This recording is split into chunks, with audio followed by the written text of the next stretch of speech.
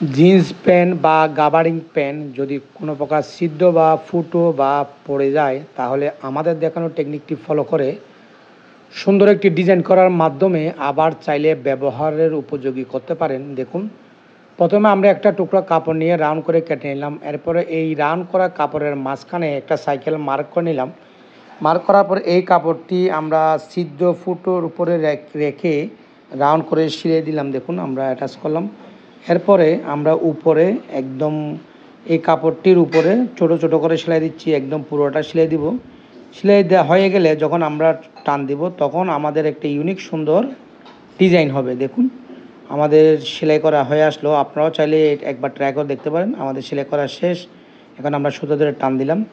টান দেওয়ার সাথে সাথে দেখুন কত সুন্দর ইউনিক একটি ডিজাইন হয়েছে। আরও দু একবার নেল ঢুকিয়ে শক্ত করে নিলাম।